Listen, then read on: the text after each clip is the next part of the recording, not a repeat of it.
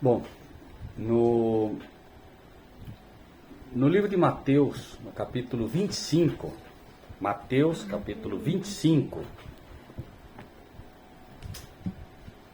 existe, como em toda a Bíblia, uma passagem que ela, pelo menos eu não tenho visto muita gente falar sobre esse tema.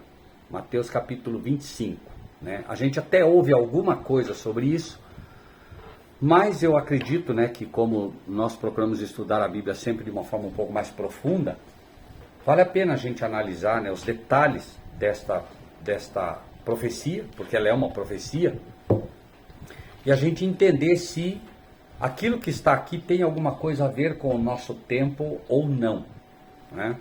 Vamos ler então, capítulo 25, a partir do versículo 1. Cada um lê um pouquinho. Sabrina leu o versículo 1, depois a Fernanda, e a gente vai seguindo aí, quem puder ler, sem problema. Não tem problema, fique tranquilo, né? Tá bom? Sabrina, 25, 1. Então, o reino dos céus será semelhante às 10 virgens, que, tomando as suas lâmpadas, saíram a encontrar-se com um noivo. 5 eram insensatas, 5 prudentes. Estela? As nécias, ao tomarem as suas lâmpadas, não levaram azeite consigo. As prudentes levaram azeite em suas vasilhas, com suas lâmpadas. Retardando o noivo, cochilaram todas e dormiram. Célia, 6. Mas à meia-noite ouviu-se um clamor. Aí vem o esposo. Saiu-lhes ao encontro. Então, todas aquelas virgens se levantaram e prepararam as suas lâmpadas. E as loucas disseram às prudentes: dai-nos do vosso azeite, porque as nossas lâmpadas se apagam. Mas as prudentes responderam, dizendo: não seja caso que nos falte a nós e a vós. Ide antes aos que os vendem e comprai-o para vós. E tendo elas ido comprá-lo, chegou o esposo, e as que estavam preparadas entraram com ele para as bodas, e fechou-se a porta. E depois chegaram também as outras virgens, dizendo: Senhor, abre-nos a porta. E ele respondendo disse: em verdade vos digo que vos não conheço. Vigiai, pois, porque não sabeis o dia nem a hora em que o Filho do Homem há de vir. Bom, de um modo geral, você lê uma parábola dessa, e a pergunta que cada um de nós deveríamos fazer, em primeiro ponto, é: será que eu posso ser, será que eu estou sendo uma dessas 5 loucas, ou eu hoje sou uma dessas 5 prudentes? Em que categoria eu estou aqui? Não é? Eu acho que essa é uma pergunta bastante importante de se fazer. Afinal de contas, Jesus comparou a igreja com a mulher, não é? Efésios 5. Veja que estamos falando de uma profecia, e a profecia aqui, curiosamente, nós sabemos, por exemplo, né? Uma mulher considerada virgem é uma igreja o quê? Pura. E uma mulher considerada prostituta é uma igreja o quê? Corrompida. É uma igreja que prega coisas que não são as coisas de Deus. Vejam, uma igreja só é considerada uma igreja virgem quando ela ensina as coisas corretas, senão ela não é virgem, certo? E por que ele faz essa comparação? Porque a igreja virgem é aquela que é casada com Cristo. A igreja que é casada com Cristo vai ensinar o quê?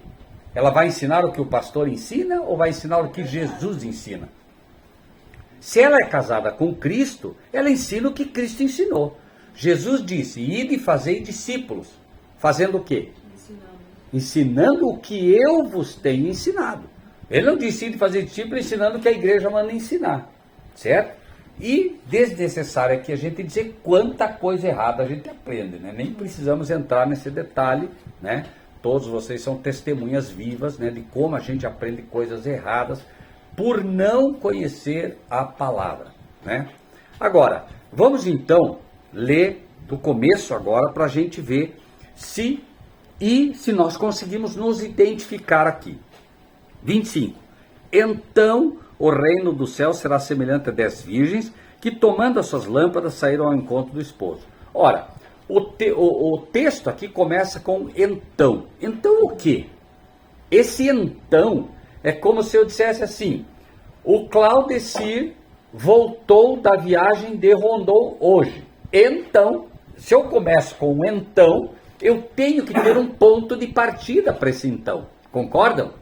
Eu não digo, então vai ser assim, mas então o quê? Né? Eu tenho que ter um ponto de partida. Vamos ver o ponto de partida então, porque se nós não soubermos o tempo desse então, a gente também fica perdido. Então vamos ver o ponto de partida, né? Voltem, né, pro Mateus 24, voltem um pouco a partir do versículo 29. Mateus 24, 29. O que diz ali? E logo, depois da aflição daqueles dias, o sol escurecerá, a lua não dará sua luz e as estrelas cairão do céu e as potências do céu serão abaladas. Então, esse é o ponto, são os sinais que Deus deu, são os sinais que Cristo deu para que a gente soubesse esse então, né? Então, ele vem depois desses sinais. A forma mais fácil da gente detectar isso é saber os sinais da natureza. Então, só para a gente ter isso muito claro, né? A maioria nem faz ideia de quando isso ocorreu. Depois da aflição daqueles dias. Que aflição seria essa? Qual é a maior aflição que o povo de Deus passou nesses nossos tempos? Na perseguição. A época da Inquisição Papal. Essa foi uma aflição violenta. Por 1260 anos, a Igreja de Deus foi perseguida pelo papado. Então, depois da aflição daqueles dias, quando basicamente terminou a aflição? A aflição terminou por volta do ano 1715, mais ou menos. Começou no ano 538 e foi até o ano 1798, a supremacia papal. Mas por volta do ano 1715, a aflição, a perseguição violenta já tinha mais ou menos parado, certo? Então, depois da aflição daqueles dias. Então, voltamos, vamos imaginar que estamos em 1715, porque é depois da aflição, não é durante a aflição. E o que aconteceu? Em 1755 ocorre o primeiro sinal, que é o terremoto de Lisboa, né? Quando Jesus deu os sinais, ele deu primeiro o terremoto. Depois do terremoto é que ele diz, né? A lua não daria sua luz. Aconteceu isso no chamado dia escuro que ocorreu, né? A lua, aqui ó, a lua não daria sua luz. Neste mesmo dia também ocorreu isso, depois de 1755, né? Acontece o terremoto em 1755, acontece o dia escuro, né, alguns anos depois, e em 1833 acontece o derradeiro sinal. Qual era o último sinal que foi dado? As estrelas cairão do céu, ok? Esse é o último sinal. Aí você diria, mas espera aí, e as potências do céu que serão abaladas? Isso não aconteceu ainda, correto?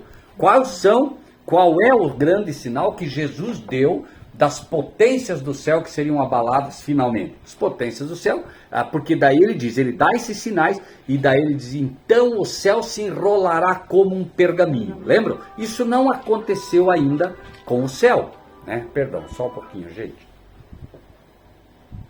Deixa eu desligar aqui. Então, né, nós temos os sinais. E aí é dito, né, dentro desses sinais, então o reino do céu serão assim. Então vejam bem, nós temos, vejam bem, e é preciso prestar muita atenção nisso, porque essa profecia é uma profecia que as igrejas não ensinam, não conhecem, e aí a gente sofre muito por conta de não saber o que Deus está dizendo. Alguém poderia dizer, mas qual a importância disso? Basta saber que está na Bíblia, né? Tudo que está na Bíblia é importante. Eu já vi pessoas dizer, mas isso aí não é plano, não é tema de salvação. Gente, se está na Bíblia, é a palavra de Deus. De quanto da palavra que vive o cristão? Toda.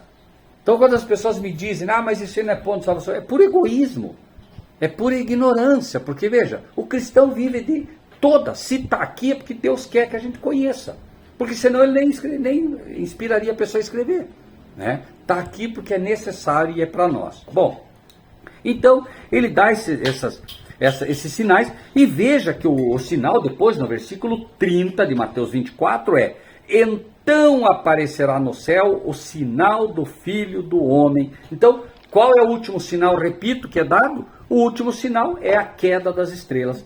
E aconteceu em 1833. Prestem bem atenção nisso, por quê? Então, 1833, o último dos sinais que ele deu, né, daqueles que se cumpriram, porque o céu, que é o último sinal, não se enrolou como um pergaminho ainda, porque só se enrola como um pergaminho na verdadeira vinda de Cristo. Então, nós já sabemos que 1833 é o sinal. Agora vamos tentar entender esse então. 1833, né? E aí diz, então, ou seja, a partir de 1833, aconteceria alguma coisa relacionada a essas virgens loucas, essas virgens nessas. Então, primeiro, nós vamos considerar o que aconteceu para entender o que vai acontecer. 25. Então, depois de 1833, o reino do céu será semelhante a 10 virgens que, tomando as suas lâmpadas, saíram ao encontro do esposo. Então, a partir de 1833, a qualquer momento, nós teríamos 10, por assim dizer, igrejas, e essas 10 igrejas, veja que ele não está considerando as prostitutas, ele não está considerando nada disso. As igrejas prostitutas nem entram nessa profecia aqui, tá? Nem entram. Por que que elas não entram? Por que será que elas não entram? Qual é a diferença básica entre a igreja pura e a igreja prostituta? Básica. A igreja pura não só guarda os mandamentos de Deus, que é o que a diferencia das outras, mas ela também tem a palavra, Bíblia. Veja, uma igreja pura só pode ser pura se ela ensina o quê? A palavra. Se ela não ensinar a palavra, ela não é pura, certo? E a igreja que não é pura não ensina a palavra. Ela até abre a Bíblia. As igrejas que vocês iam não abriam a Bíblia? Mas ensinavam a verdadeira palavra? É o mesmo caso. Então vejam bem. Então o reino do céu será semelhante a 10 virgens que, tomando as suas lâmpadas. O que é lâmpada? O que é lâmpada? Elas pegaram a lâmpada. O que é lâmpada? Lâmpada para os meus pés é a tua palavra. Então elas tomaram a palavra, as 10. Vejam bem, as 10. E saíram ao encontro do esposo. Ora, se elas saíram ao encontro do esposo, é porque de alguma maneira, pela palavra, elas viram que o esposo estava o quê? Chegando. Ora, veja, a Fernanda está aqui dentro trabalhando. Ela sabe que o Claudecir está lá em Rondon. Está lá em Marechal Cândido Rondon. Ela não vai lá encontrar ele, ou vai? Não. Quando é que ela vai encontrar ele? Quando ele começa a chegar. Ó, estou chegando, né? Então, aí eu vou ao encontro. Mesma coisa. Jesus está chegando. Por isso, depois de 1800, por quê? Porque ele deu os sinais, certo? Então, ele deu os sinais. Olha, se prepare que ele está chegando. Olha os sinais aí. Já aconteceu terremoto, já aconteceu, né, o sol ficou escuro, a lua não deu a sua luz e caíram as estrelas. Então, os sinais que ele deu, gente, olha aí, os sinais ele deu, então ele está chegando. Agora, vamos ver, elas pegam as suas Bíblias e saem ao encontro do esposo. Mas o que acontece? Versículo 2. O que acontece entre essas 10? 5 eram insensatas e 5 prudentes. Vejam, 5 eram prudentes. Olha que interessante como Jesus é perfeito no que fala. Leiam o versículo...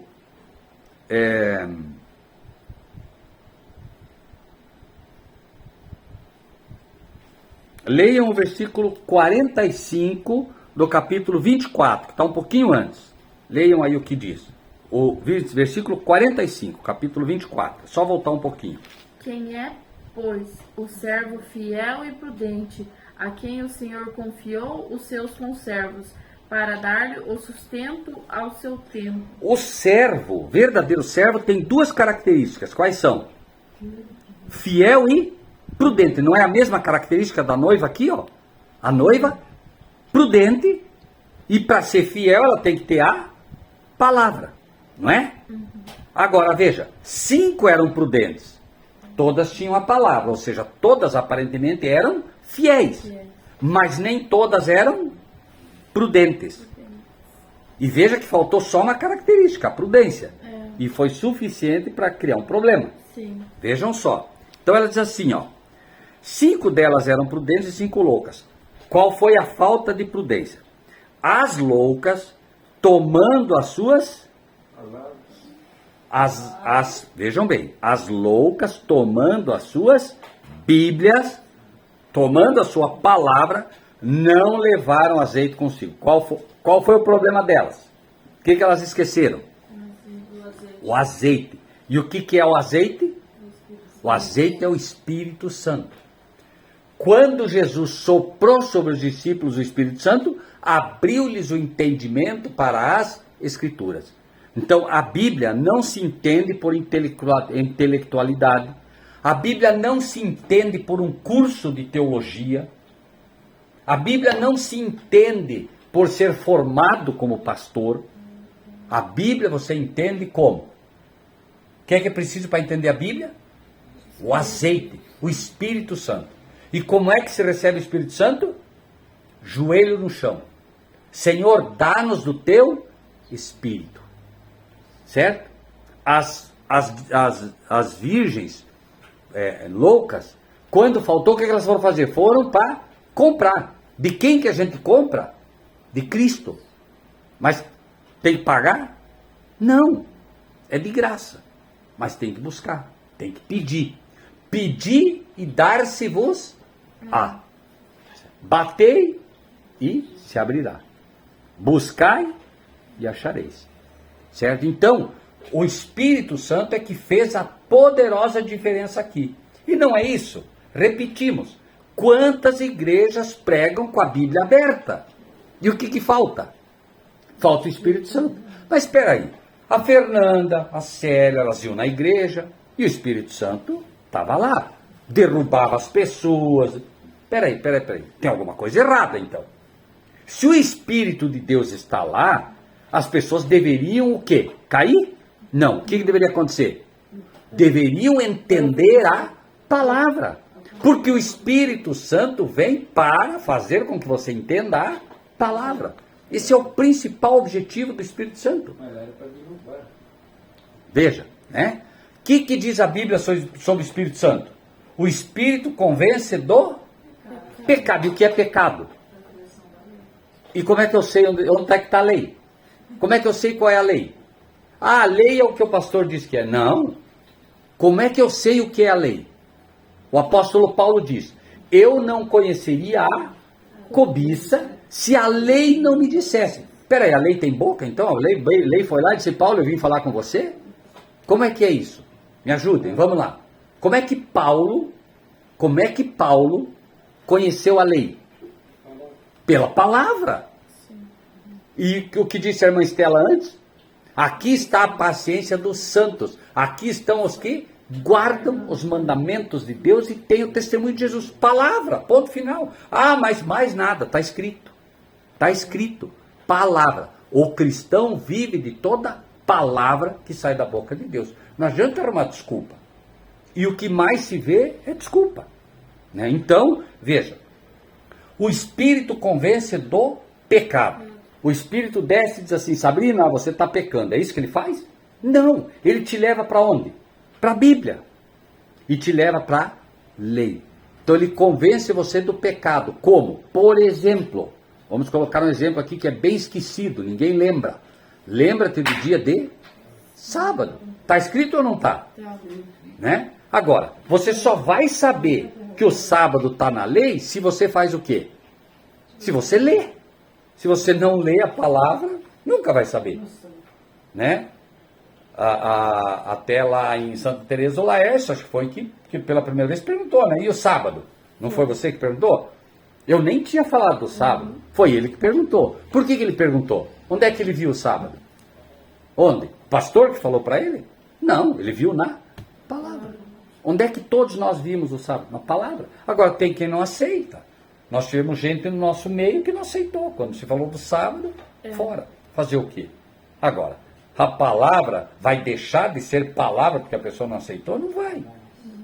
Bíblia, a palavra é soberana, né? Então essas mulheres, essas virgens, né? Elas tinham a Bíblia, elas tinham a palavra, mas faltava o quê? O Espírito Santo, né? Versículo 4. Mas as prudentes levaram azeite em suas vasilhas com as suas lâmpadas. Essa foi a única diferença. Só que essa única diferença fez toda a diferença, né? Entende? Lembre-se, 1833 foi o último dos sinais. E é aí, a partir daí, que surge esse tipo de igreja, certo? Uma igreja que prioriza a palavra. Porém, mesmo nessas igrejas que priorizam a palavra, lembrem-se que durante toda a perseguição papal não tinha a palavra. O que o papado fazia com a palavra? Queimava. Quem lia era queimado. Então não tinha. A partir daí começam as sociedades bíblicas e a palavra agora está à disposição de todos. Então todo mundo tinha a palavra. É como se eu dissesse assim. Imagine que agora o Butina fosse escrever o relato do que aconteceu aqui hoje. E ele quer escrever isso aqui porque daqui 100 anos ele quer que as pessoas leiam. Daqui 100 anos ele quer que as pessoas leiam. E ele escrevesse assim: do meu lado estava o irmão Laércio e ele tinha um celular na mão. Daqui 100 anos a pessoa ia ler. Qual era a primeira coisa que a pessoa ia entender? Bom, isso aconteceu no mínimo depois de 1990. Por quê? Ótimo. Essas são as pistas que Deus dá. Então ele diz, elas tinham a palavra. Então eu já sei, peraí. Na época do papado ninguém tinha palavra, né? Queimavam tudo. Então alguma coisa aconteceu a partir de um determinado período, nascem as sociedades bíblicas e a palavra agora, né? Martim Lutero traduz nesse período de perseguição, ele traduz, né, do alemão, Tyndale traduz para o inglês, né? Zwinglio, né? Kramer, enfim, aí vários foram, né, para suas terras natais, foram traduzindo a Bíblia nos seus, nas suas línguas nativas, né? Bom, aí, versículo 5. Quem quer ler aí o versículo 5 que aconteceu? O que aconteceu? Guardando o esposo, prostelejaram, todas adormeceram. O que aconteceu ali? Elas dormiram por quê? Porque o noivo demorou. O noivo demorou. Quem é o noivo? Jesus. Jesus demorou, então. Jesus demorou, Jesus tardou. Vamos tentar entender isso. Por quê? Porque essa é uma coisa muito importante também, que vocês vão ter dificuldade no momento que forem defender essa profecia. Vocês querem ver? Vamos lá para o Apocalipse, mantenham o dedo aqui onde vocês estão. Vamos lá para o Apocalipse.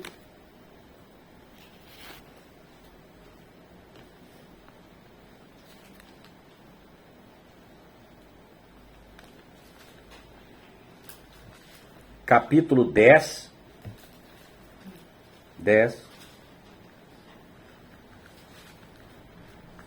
Vou ler a partir do versículo 8, tá bom? Não é o tema da profecia agora, mas é só para vocês se situarem do que aconteceu aqui, como a palavra de Deus explica tudo, né? Apocalipse 10, versículo 8, ok? Diz assim, ó, vou ler o 7.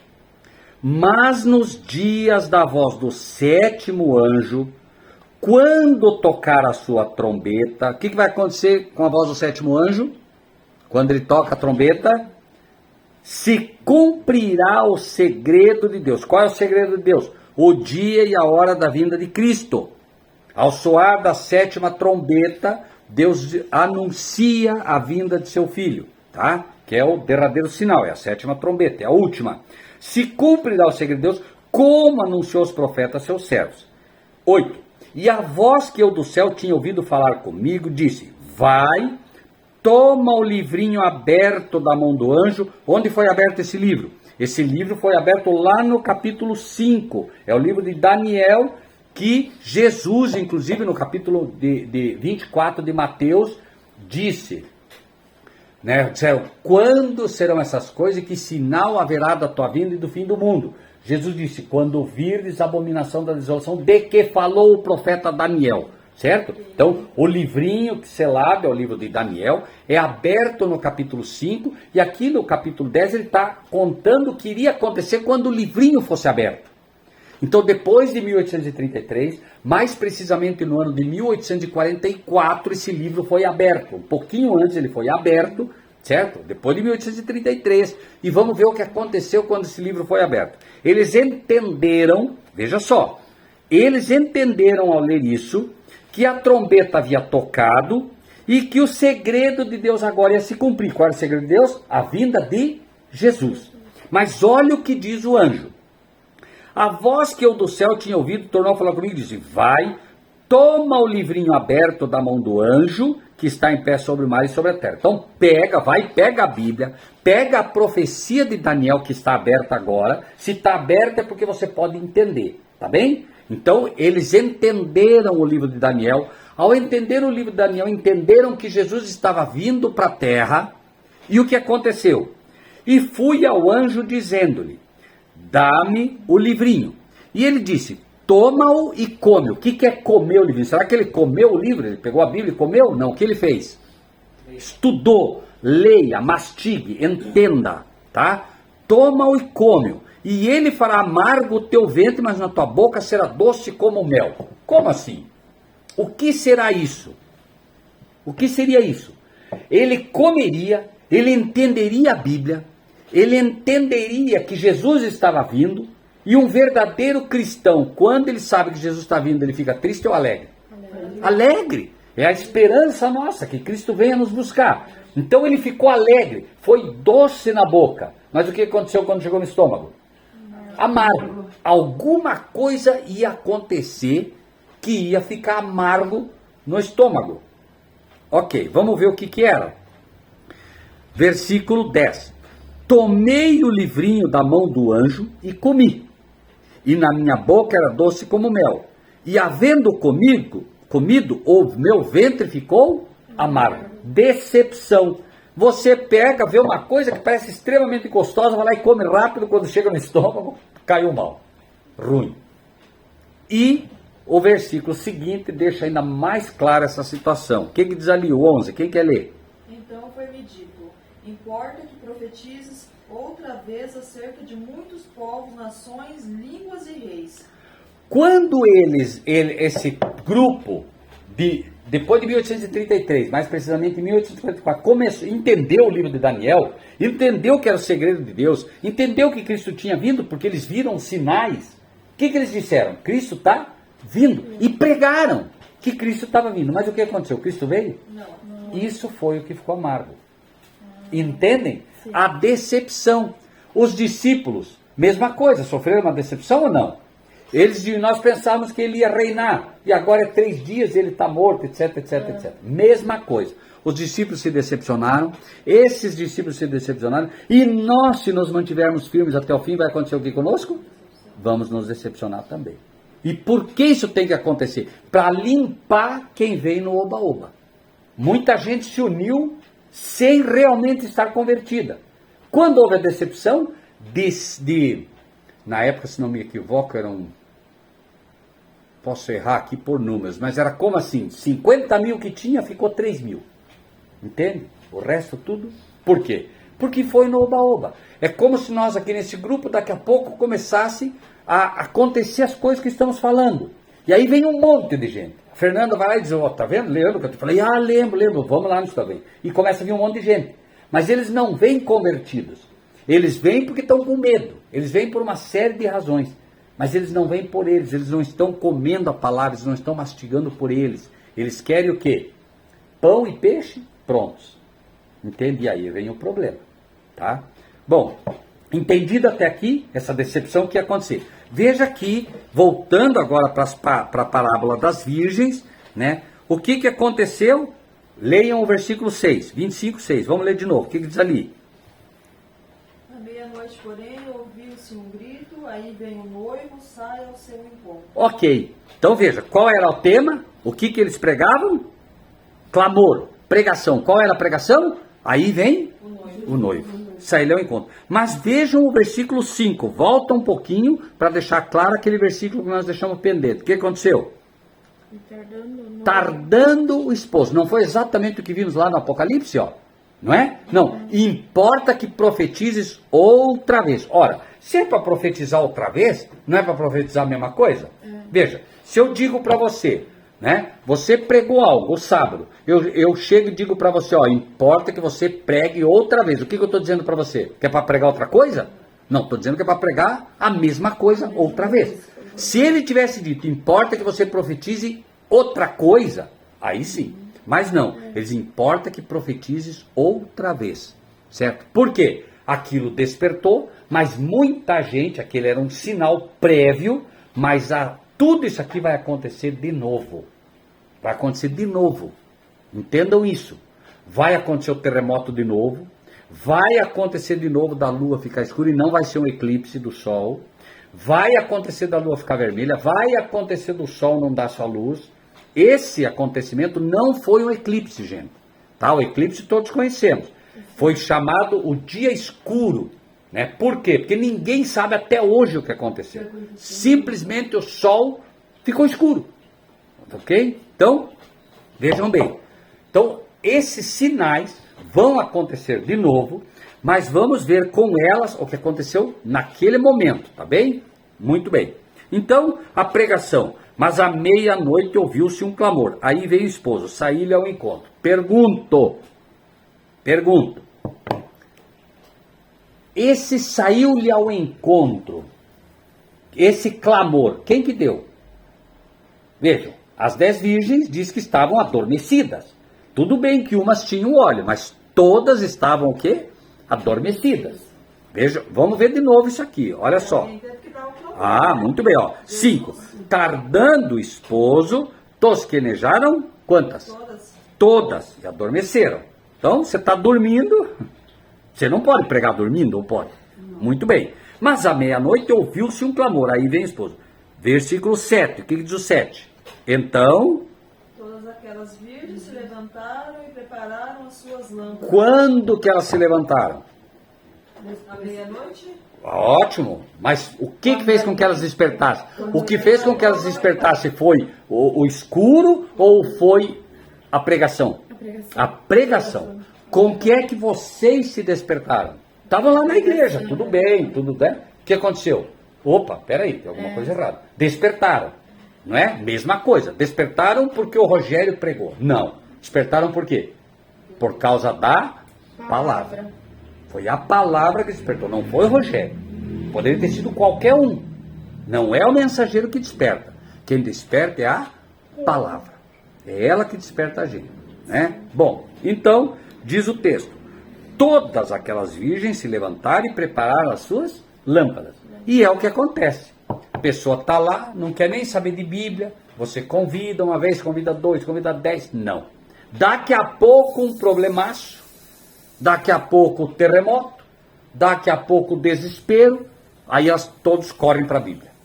Não é o que acontece? Não, a Bíblia, e começa. Agora, veja o que vai acontecer. Né? Então, vamos para a Bíblia. 8. As loucas disseram às prudentes. Quem são as loucas? Quem são as loucas? Qual é a característica das loucas? Elas não têm Bíblia, certo? Não. Elas têm Bíblia. Elas não têm o azeite. Certo? Não tem entendimento. Né? Claro, tem Sim, não tem suficiente. Né? Falta para elas. Né? Então, as loucas disseram aos prudentes: dai-nos do vosso azeite, porque as nossas lâmpadas se apagam. Por que está se apagando? O Espírito de Deus está se retirando da terra. Certo? E quem não se preparou, não vai mais ter tempo. Porque Jesus, para Jesus vir, o que ele tem que fazer antes? Ele adentra o Santíssimo, como se adentrou, está fazendo o trabalho dele hoje, preparando o seu povo, soprando sobre o seu povo o seu espírito. Daqui a pouco, ele diz, basta. Continue o injusto sendo injusto e o justo praticando a justiça. O que ele vai fazer agora? Ele vai e coloca as roupas de rei. E aí não tem mais Espírito Santo. Entendem? Ele só vai soprar do seu espírito enquanto como sacerdote. Colocou roupa de rei, ele vem para buscar quem está pronto. Quem não se aprontou fica fora. Aí é a volta já. Aí a volta. Claro, ele bota a roupa de rei para vir buscar o seu povo. Certo? Essa é a volta. Ele vem como rei. Ele não vem como sacerdote. Ele não vem como sumo sacerdote. Ele vem como rei para reinar. E o que ele disse? Eu quero que aqueles que tu me deste estejam comigo também. Que se assentem comigo no meu trono, assim como eu venci e me assentei com meu pai no seu trono. Correto? Para sentar no trono, você senta para quê? Para reinar. Ok? Bom, então, o versículo 8. As loucas disseram aos prudentes, dai-nos do vosso azeite, porque as nossas lâmpadas se apagam. Mas o que as prudentes responderam? Versículo 9. O que elas disseram? Não seja o caso que nos falte a nós e a vós, e diante aos que vendem e comprai. Mas as prudentes responderam, dizendo, não seja caso que nos falte a nós e a vós. Ide antes aos que o vendem e comprai para vós. Note que interessante aqui. Não diz ide ao que vende. Se dissesse ao que vende, seria apenas Jesus. Mas ela dizia aos que vendem. Quem são os que vendem? Os que vendem são os profetas. São os servos, os verdadeiros pregadores. Hoje, nesse momento, não é que nesse momento, quem é que está vendendo azeite para vocês? Nesse momento é o Rogério. Porque o Rogério é melhor? Não, por favor. É porque o Rogério, agora, nesse momento, está pregando a Bíblia. Está falando a palavra. E nesse momento, vocês recebem o azeite oriundo desse desejo de conhecer a palavra. Então não é o Rogério, veja bem, não são eles que têm o azeite por eles. Eles vendem o azeite que receberam de Jesus. Como é isso? Como é isso? Lembrem-se de Elias e Eliseu. O que foi que Eliseu pediu? O que foi que Eliseu pediu? Ótimo! Eliseu está ali e Elias diz, pede o que você quer. Eu quero uma porção dupla do teu espírito. O que ele está pedindo? O que ele está pedindo? O azeite. Está pedindo o Espírito Santo. Elias, deu ou não deu? Por que Elias pôde dar?